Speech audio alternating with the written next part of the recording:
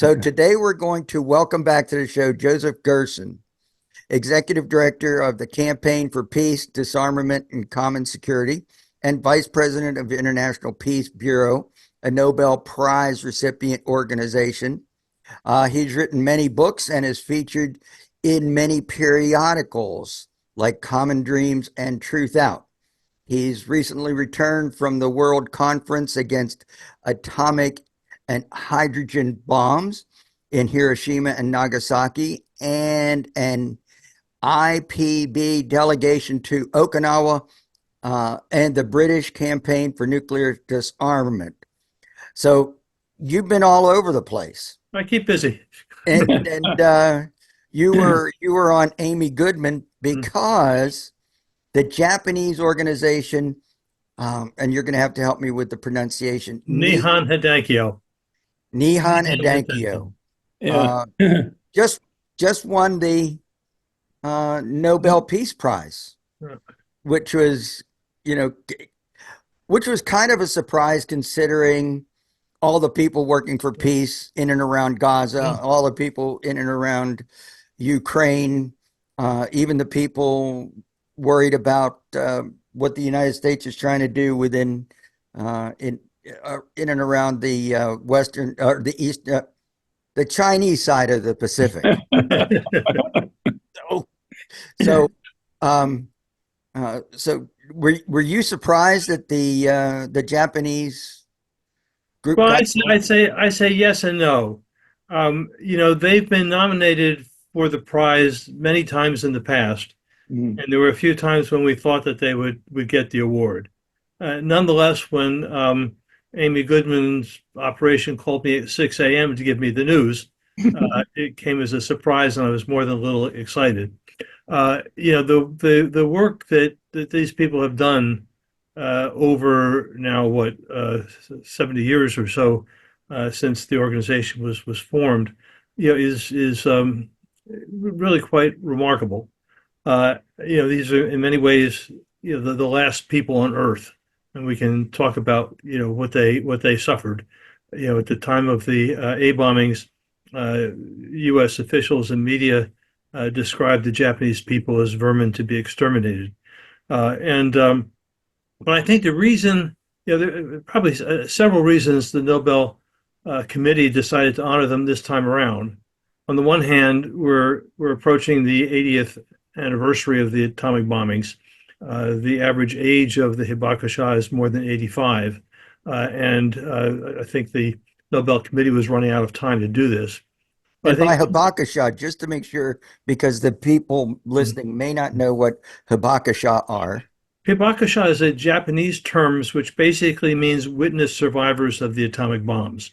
And in addition to the Japanese, there were many Korean forced laborers in Hiroshima and Nagasaki who were killed or who have survived those bombings. And we have nuclear weapons victims in many countries, including here in the United States, from atomic vets to downwinders. In any event, I think maybe the driving reason for the Nobel Prize award this year was the increasing danger of nuclear weapons and nuclear war. In part, there's a lot of focus on Russia's nuclear threat and Putin having said that Hiroshima created a precedent for future operations. But on the other hand, we're in a situation where the arms control architecture of the last 60 years has totally collapsed. All of the nuclear weapon states are in the process of upgrading their nuclear arsenals and delivery systems. Today's New York Times devotes 4 pages to talking about this upgrade, the cost of about $2 trillion. More the danger that all of the nuclear weapon states, not all of them, but most of the nuclear weapon states, certainly including the United States and Russia, are lowering their threshold for the use of nuclear weapons. So as you were indicating, a accident or an incident or miscalculation in the Asia Pacific region, in the Middle East, in Europe, could trigger escalation up to nuclear annihilation. So we don't want to think about it most days or most hours of our days. But the reality is we haven't been this close to nuclear annihilation since the Cuban Missile Crisis in 1962.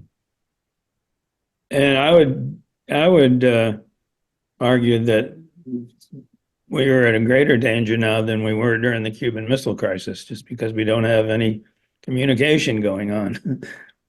Well, yeah, there is some Maybe there, well, I think what we can say, you have to edit on this, but simply to say that there certainly are, if you will, unofficial and back channel discussions Right, going on.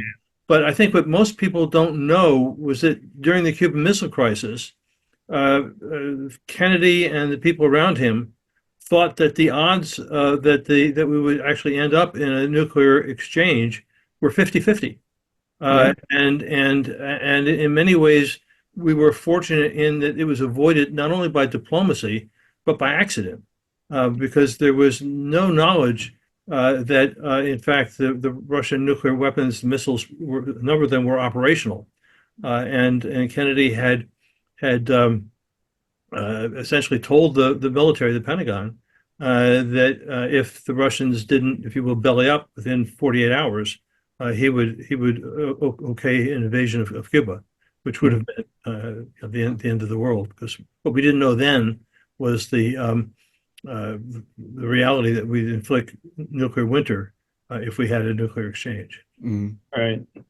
Well, and one of the things right behind me, I've got pictures of the Kennedy boys, and we, accident or not, we don't have any Kennedys right now. Yeah, this is true, but I also have to say I noticed that Ted Kennedy was in that picture, and while Ted Kennedy did move to try to assume the leadership of the nuclear weapons freeze movement about 1982, after a million people rallied in Washington, I'm talking with you today in part because with others here in the Boston area, we defeated an effort by Senator Kennedy to turn Boston Harbor into a nuclear weapons base. It was madness, a total madness. I mean, they were going to put a nuclear weapons base opposite runways at Logan Airport. So the hagiography around Ted Kennedy is very depressing to me. Well, I'll have, after we're done here, I'll get my snippers and cut Ted out of the picture. So I think if I'm hearing you what you said before, because I wanted to ask, do you think the Nobel Committee might have had an agenda? And I can remember that they gave Obama the Peace Prize, and I think they were just hopeful that he would be a peace president, but he turned around and funded war and mayhem. Do you think that the Nobel Committee is right now trying to convey a message to the world to pay attention to the nuclear threat that we're facing right now, whether it's the Middle East, Ukraine, and China? Number two, is the committee trying to give a message to Japan to halt their push towards militarism? In other words, kind of like stop listening to the U.S. And then three, maybe a signal to the U.S. since the winners were the victims of U.S. action. So that's a long-winded question, but. I think very clearly it's a desperate cry to the world on the need to renew nuclear disarmament negotiations and diplomacy. It's totally broken down and shattered at this point. I would say that I don't know that it was directly a message to Japan, but what most people here don't know is that in part because of fears of a Trump election victory, in Japan and in Korea, there are increasing calls from sectors of their elites for their countries to become nuclear weapons states, and both could become nuclear powers very, very quickly. There's also in Europe, again, in part because of fears of what would come with Trump, increasing discussion about what they call a Eurobomb, which is to say either the French or the British arsenals replacing the U.S. nuclear arsenal as the umbrella for the European continent. So we're in a situation where it's not a pretty picture. So, so Japan and South Korea would become nuclear states? Yes. In Japan, you have a government which in many ways is not accountable to its people. And again, history that we don't know. Um, After the United States defeated Japan, it brought back a number of the former Japanese military leaders and senior figures of the elite from the wartime era and put them back in power with the expectation that they would serve U.S. needs. I mean, we have over 100 military bases and installations there now. So their elite has long wanted to restore its power. I mean, you have, among other things, in Tokyo, the Yasukuni Shrine, which is the basically their equivalent of Arlington Cemetery, but in which they have, in their view, interred the souls of the Class A war criminals. So these people have wanted to rebuild, and not only under U.S. pressure, but I think also out of concern with China's rise, its military power, the territorial dispute that Japan and China have over the Senkaku Daio Islands. There's strong pressures here to certainly to double military spending. Japan's already a major military power, unknown to most people here. And then in Korea, there've been long, I mean, going back to the 1960s, pressures within South Korea to become a nuclear weapon state. There's some talk that one of the coups d'etats in South Korea was backed by the CIA out of fear that the South could become a nuclear weapon state. So this, and Trump himself has said he'd be glad for Japan and South Korea to become nuclear powers. Mm-hmm. So this is a situation, and the U.S. peace movement needs to learn a whole lot more about what's happening in Asia Pacific. And I can say that actually tomorrow we'll be issuing what we've titled a Common Security for the Indo-Pacific Region report, which we've developed with scholars and movement leaders across Asia and the Pacific. Good gracious. I when I was in the military, when I was in the Navy, I was home ported out of Yokosuka, Japan. Mm-hmm. And every once in a while, there'd be nuclear subs pull into Yokosuka, and there'd be protests outside the main gate, and the nuclear subs. And we had a lot of Japanese workers. It was good for the economy there. But you would hear them every once in a while. They just throw a yen piece at the nuclear sub, and you'd hear it ping.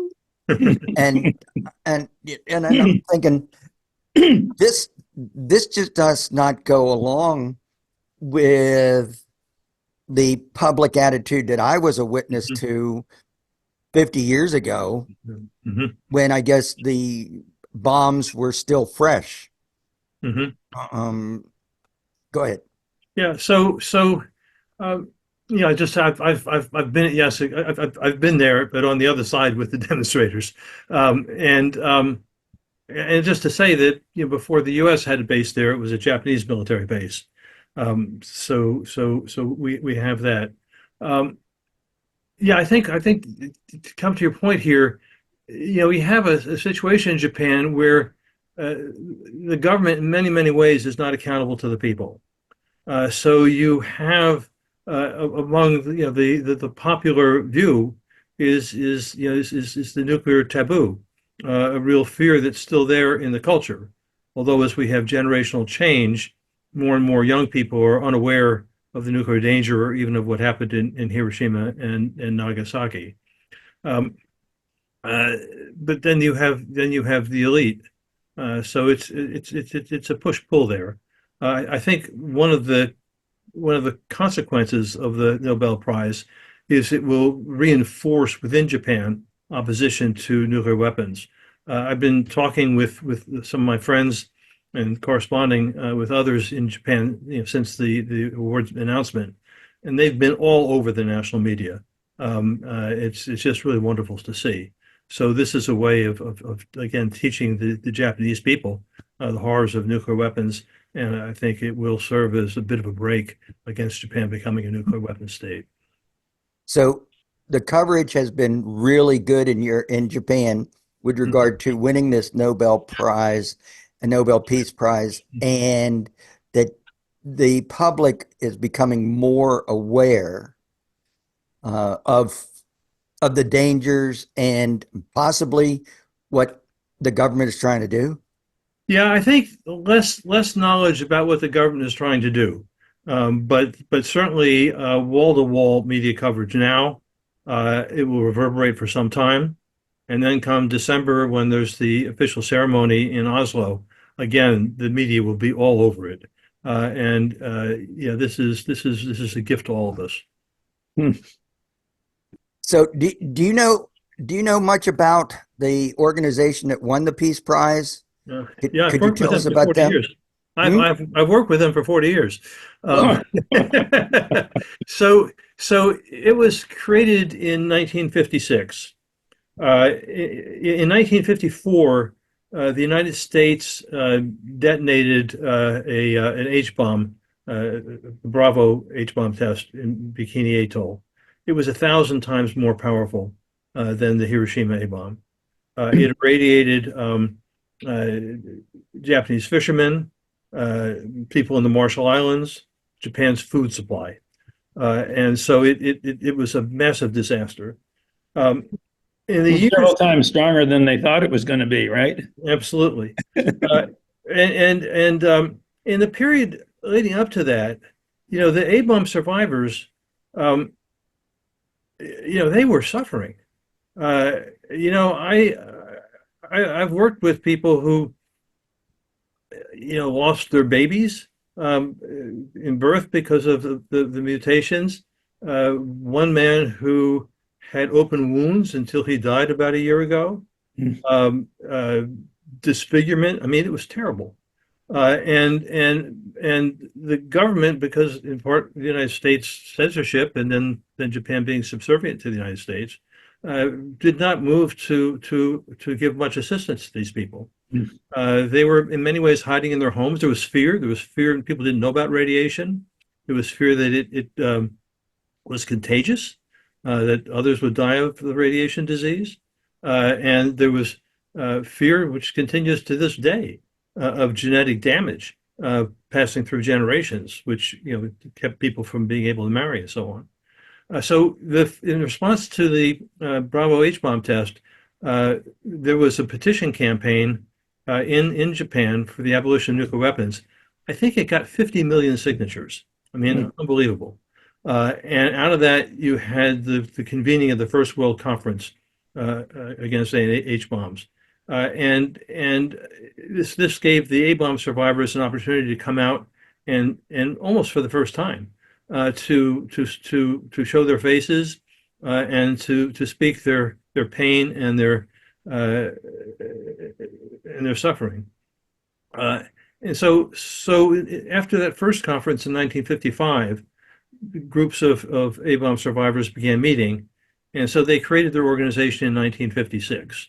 It has three demands. One, to no nuclear war, to prevent a nuclear war. Second is to work for the elimination of nuclear weapons, and third is to advocate for the needs of A-bomb survivors.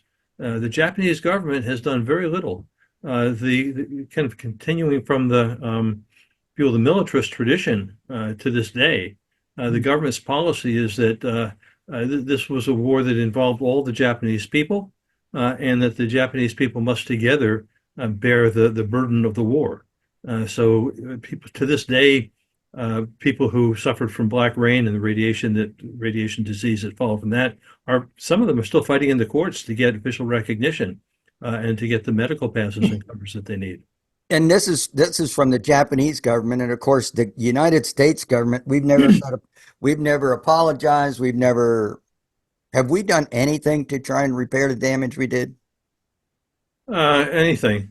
At the first symbolic move, which was very very limited, was during the Obama administration, the U.S. ambassador attended the official memorial ceremony on the anniversary of the A bombings. Beyond that, almost nothing. And as you were mentioning before, the United States brought nuclear weapons into Japan. There was actually a secret agreement negotiated which allowed the United States to continue to bring nuclear weapons into Japan. Japan had what it called its 3 nuclear no's, but there was a secret agreement that allowed that to continue for many years. And they were based in Okinawa, but elsewhere in Japan as well. Good grief. Okay, so chances are the Nobel Peace Prize to the Japanese organization is not going to have any impact on the United States as the perpetrator of the deed. Well, it's interesting. I mean, that's maybe a little bit too hard to say.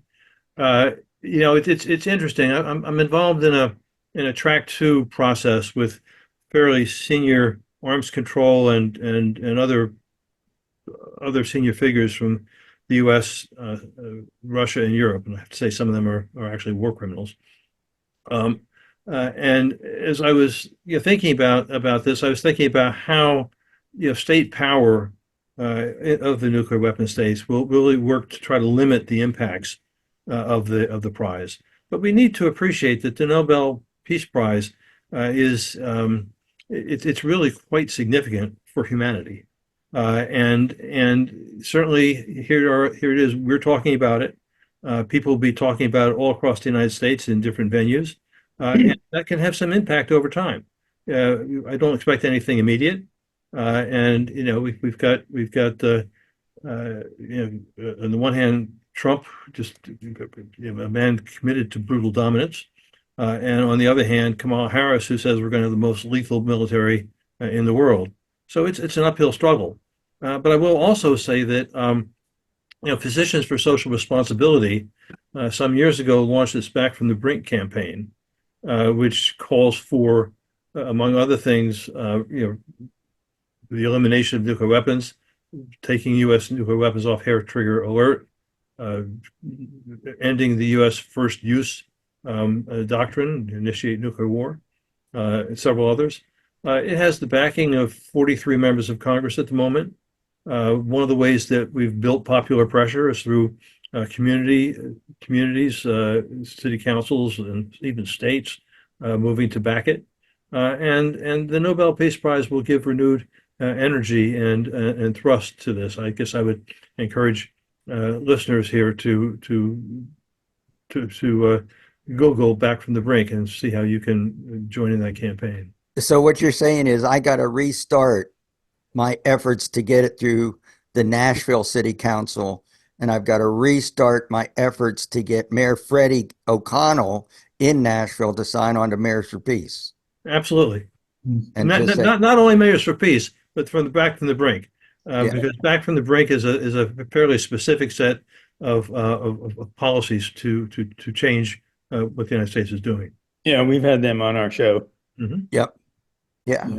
So, with regard to, maybe having this give us a warning, we've been listening over the last couple of weeks to Scott Ritter, mm-hmm.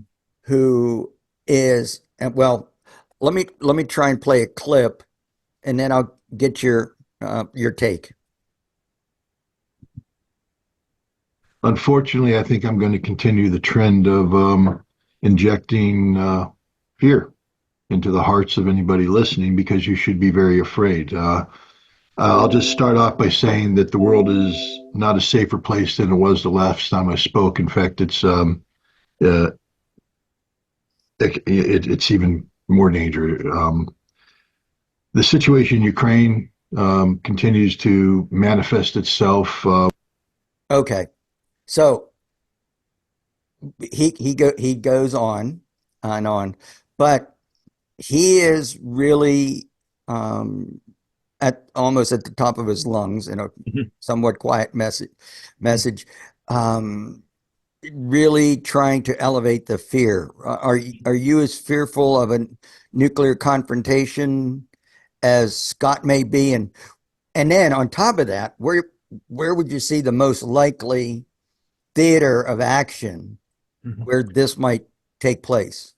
Well, I don't know if I can measure my fear against his. I try to look at reality and respond as I can.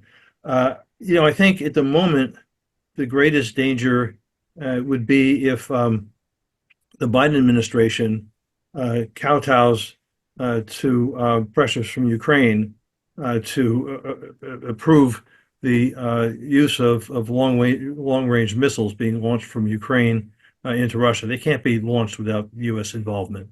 The Russians have indicated, and they're actually changing their nuclear weapons doctrine in ways that would increase the likelihood that Russia would respond with a low yield nuclear weapon. The idea of trying to fight a limited nuclear war. There's absolutely no confidence anywhere that a limited nuclear war can be fought. Once the nuclear weapon has been launched, with the political forces leading to retaliation are. So at the moment, I'd say the greatest danger lies in the Ukraine war. Beyond that, we have provocative military exercises taking place between the United States, its allies, and China in the South China Sea, in and around Taiwan.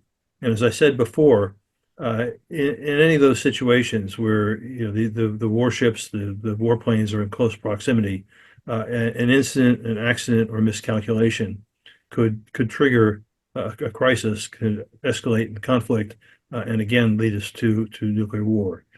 So it's important that we do all we can to increase the taboo against nuclear weapons use, but also I think in order to prevent nuclear war, we have to deal with the underlying causes, the wars that are going on, and I think to really advocate and work for common security agreements. I mean, the concept of common security, which again has been forgotten in this country, is the paradigm around which the Cold War ended. The recognition that you can't achieve security against your rival, but only with it. And it was out of a process initiated by the Swedish Prime Minister Palme that a report was issued. And that became the paradigm that led to the negotiation of the Intermediate Forces Treaty, which basically prevented the Russians from deploying their SS-20 missiles and kept us from deploying our Pershing II and air-launched cruise missiles, ground-launched cruise missiles. And so you had actually the end of the Cold War in 1987 with the negotiation of that treaty, 2 years before the fall of the Berlin Wall. And that's the kind of diplomacy that we need to be advocating. Do you see any diplomats in the U.S.? Well, yeah, I mean, it's interesting. Diplomats they're a range of people. They're not all hardliners. Some of them certainly are aware of the nuclear dangers. I mean, we've even had during the Ukraine war and other times as well, the invasion of Afghanistan. You have people who have resigned in protest, and we need to understand that they represent a tip of an iceberg. There are reasonably decent people in that system, and some of them are engaged in back channel negotiations. Obviously we've got hardliners and very dangerous people there as well. But I think we need to find ways that we can chip at the systems that are there. I mean, we have no choice. Do you see any danger from Netanyahu? I mean, as we speak, he's fighting. Looks to be a three-front war, right? The invasion of Lebanon now on top of Gaza. I mean, we're dealing with certainly genocide in Gaza, and we're all holding our breath to see what he does in relationship to Iran. Clearly, Netanyahu has wanted to attack to destroy Iran's nuclear infrastructure, and we've been in this. I would call it a terrifying situation in which Biden has been unwilling to hold fast any of his red lines. So now we're waiting to see what Netanyahu is going to unleash. Some of the bombs used now in Beirut, made in America. So we're and ultimately, if there's an attack on Iran, we need to appreciate that the Russians might come in behind Iran, and there we go again. And again, most people won't know, but this has been kind of the area of my academic work. On about 30 occasions since the A bombings of Hiroshima and Nagasaki, the United States has prepared and threatened to initiate nuclear war. I mean, Dan Ellsberg, who was the senior nuclear war planner in the Kennedy administration, has written, said, testified that in many international crises and wars, the United States has used its nuclear weapons in the same way that an armed robber uses his gun when he points it at someone's head and says, do this or do that. And we've done this in Vietnam. We've done it in the Middle East many times. We did it in relationship to China. Tragically, horribly, Putin is drawing from the U.S. playbook in relationship to Ukraine. Yeah, I think every administration at some point has used the phrase "all options are on the table." This is true. I think they get the message what that means. Yeah, and sometimes they do more than say it. I mean, they mobilize their forces. Yeah, and you go back to Nixon's madman threat, right? right. He mobilized U.S. nuclear forces secretly for about 29 days before the Pentagon finally intervened and said, we can't keep this up. We're going to have a disastrous accident if you don't call it off. So we've been there many times. Good gracious. So, well, you are the executive director of Campaign for Peace, Disarmament and Common Security. So, give them a plug. What are you guys doing? We've been doing a lot. As I said before, we're about to issue a report for both the need, but also rather specifics about what common security diplomacy might look like across the Asia Pacific, and certainly around Taiwan, around the South China Sea, around nuclear weapons, and so on. We've been quite active in relationship to the shorthand you can call the Gaza War. We've done a series of webinars. The one recently with Rainer Braun from Germany, talking about a recent conference in China. Before that, we had Phyllis Bennis, Irvand Abrahamian, and Asaf Kafori, world-class experts, speaking about the crisis in the Middle East. That begins to be it. I mean, we've toured A-bomb survivors. We keep pretty busy. All right. Over the last couple of weeks, I've been watching this International Peace Coalition Friday mornings. They have great speakers on also, like Ted Postal and Ray McGovern. Why don't you get on one of their shows? They have to invite me. All right. Joe, is there anything you wanted to say that you didn't get a chance to say? Well, your contact to me, came in the wake of the Nobel Peace Prize. And I guess maybe the most basic message here is to appreciate that these people, the A-bomb survivors, the Hibakusha, who were in so many ways the last people on the face of the earth, were able to, they played a major role in moving the 122 of the world's governments to negotiate the Treaty on Prohibition of Nuclear Weapons. It was their testimonies, the understanding that diplomacy has to focus more on the humanitarian consequences of nuclear weapons than on state interests. If they can do what they've done, if we think that life and justice are essential, then the question is, what are we going to do? They've demonstrated the power of the people, if you will. And this is something we have to find again in this country. If we're to kind of create if we're to survive the crisis we're going into at the moment, and if we're to have a future for our children and grandchildren. What I see right now is some people are afraid to do something like that because they're afraid they're going to disrupt the Harris election. You know, my take is my deepest fear politically at this point is of a Trump dictatorship. And I think we have to appreciate that this is a man who has said that he plans to deport up to 20 million people. To do that, you have to have a police state. So I think it's incumbent on us, even as we hold our noses in relationship to Kamala Harris and her most lethal military, to prevent a police state here. And you know, as Niemöller said, Martin Niemöller said, you know, first they came for the communists, and then they came for me, and there was no one left to look after me. So this applies to all of us.